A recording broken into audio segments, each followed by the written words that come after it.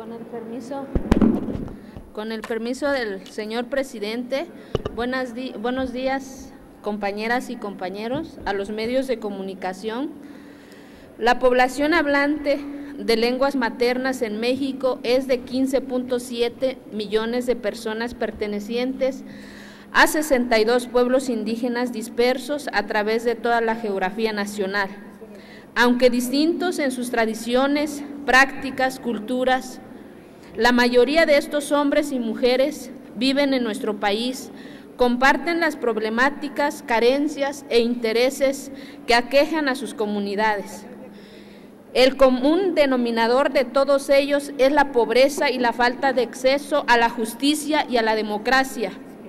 Cuando falta la ley, cuando la justicia está al servicio de unos cuantos, cuando la Constitución es letra muerta, cuando el Estado queda ausente de la protección de sus derechos y garantías de nuestros pueblos originarios, los usos y costumbres que tanto orgullo nos significan a todas y a todos se transforman muchas veces en abusos y costumbres.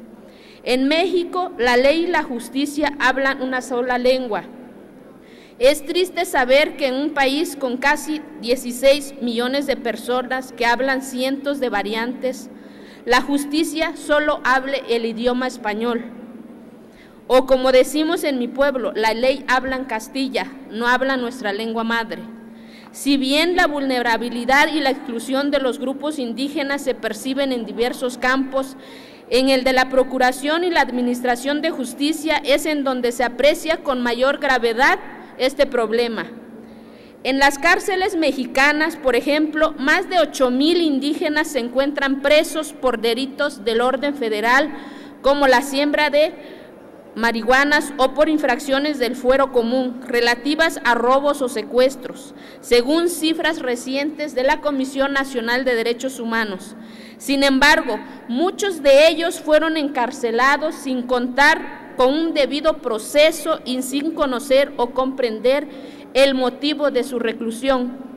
Más grave aún, la mayoría son auténticos líderes comunitarios que defienden su tierra, sus recursos, sus tradiciones, sus familias, su lengua, en contra de los intereses autoritarios de caciques, de autoridades locales o de poderosas empresas transnacionales.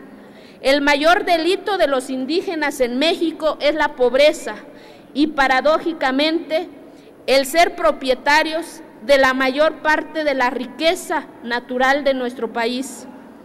La falta de asesoría jurídica y apoyo institucional han propiciado que muchos indígenas sean víctimas de injusticia, situación que se agudiza en las grandes ciudades, ante la ausencia de defensores de oficio o traductores que asesoren a nuestras hermanas y hermanos indígenas.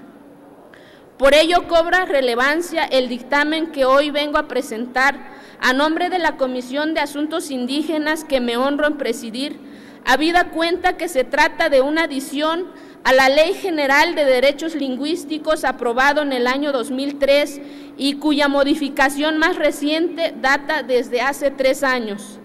Esta comisión dictaminadora consideró de gran relevancia el proyecto de decreto contenido en la que inicia que nos ocupa, razón por la cual fue discutida y aprobada por unanimidad. Las legisladoras y los legisladores estamos convencidos que el Estado mexicano, sin distinción del orden de gobierno del que se trate, debe propiciar políticas públicas tendientes a garantizar a las y a los indígenas el acceso pleno a la jurisdicción del Estado.